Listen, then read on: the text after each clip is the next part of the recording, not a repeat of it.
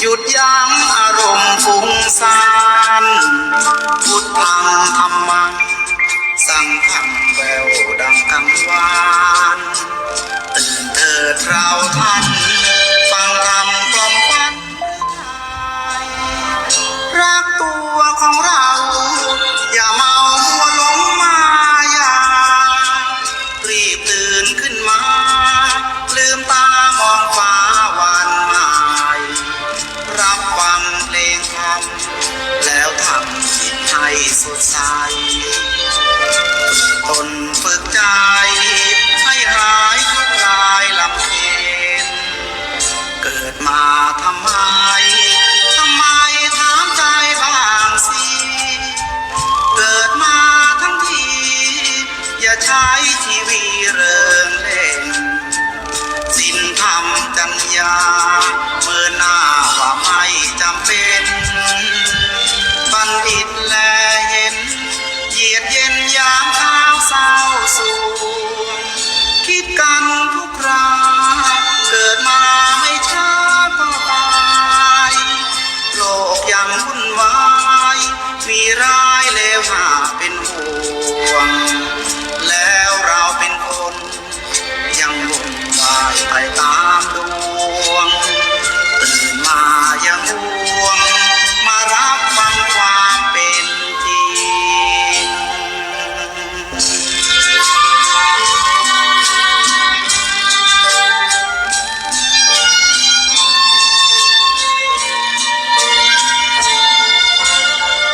คิดกันทุกครา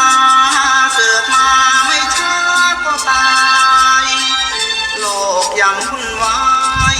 มีร้ายเลวหน้าเป็นห่วงแล้วเราเป็นคนยังวุ่นวายไปตามดวงตื่นมายังห่วงมารับฟังความเป็นจริง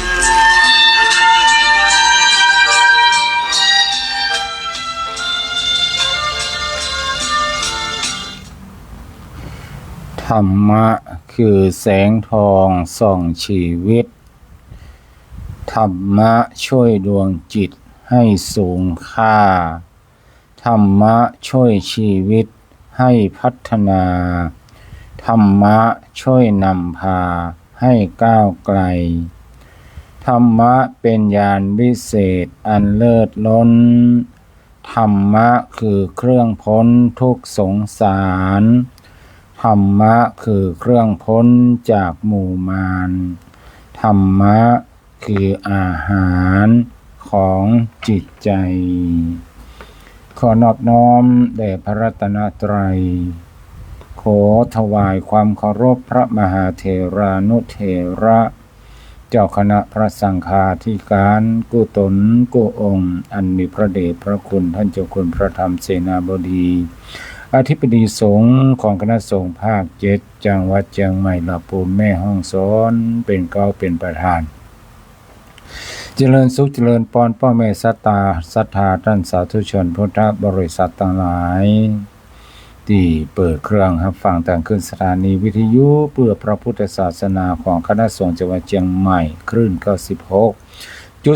เมกะเฮิรตซ์อยู่ในขณะนี้และที่พอทาง Facebook ครูต้นสชวนะเมธีรายการเสียงธรรมเสียงทองหรือว่ารายการอู้จาภาษาธรรมกับเมืองล้านนากลับมาพบกับพ่อแม่ศรัทธาตามเวลาที่นัดหมายกันจันทร์อังคารเฮาปะกันตั้งแต่บ่ายโมงจนถึงบ่าย2โมง ส่วนวันพุธนั้นก็ปะกันตั้งแต่บ่าย3 โมงถึงบ่าย 4 โมงวันนี้ปะกันในวันแม่แห่งชาติ12 สิงหาคม 2569ปะกันวันนี้ก็จะนำสิ่งที่ดีมีประโยชน์มาฝากพ่อแม่ศรัทธาท่านสาธุชนพุทธบริษัททั้งหลายตามเวลากำหนดไว้1 ชั่วโมงเต็มๆพ่อแม่ศรัทธาท่านสาธุชนทั้งหลาย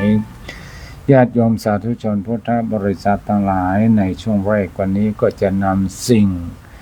เรียกว่าสรรหามาฝากเนาะสิ่งที่ดีที่อาตมาภาพได้สรรหามาฝากก็เป็นเรื่องของธรรมะเป็นเรื่องที่ควรจะรู้กันนะโดยเฉพาะญาติโยมที่เป็นแม่หญิงญาติโยมสาธุชนทั้งหลายคงเคยได้ยินคำว่าเรือน3 น้ำ 4เนาะเรือน3 น้ำ 4มาพ้องแล้วคำว่าเรือน3 น้ำ 4เนี่ยโบราณเพิ่นบอกว่าเป็นแม่หญิงจะให้งามสมบูรณ์แบบ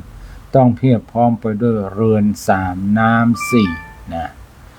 นอกจากหน้าตาจะงามแล้วจะต้องมีเรือน3 น้ำ 4ตัวเอาละแม่น้อยโทรเข้ามาบัลลังก์เสียงขาดแล้วก็ฮัลโหล1 2 3 4ฮัลโหลเสียงขาดแล้วมันมีแล้ว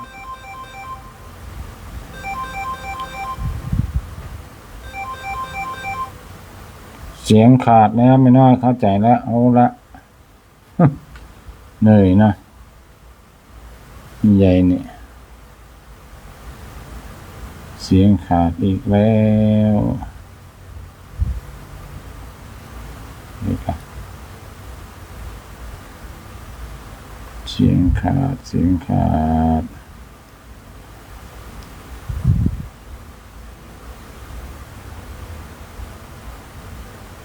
มันจะกินกันละ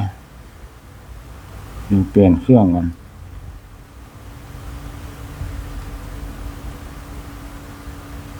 เปลี่ยนเครื่อง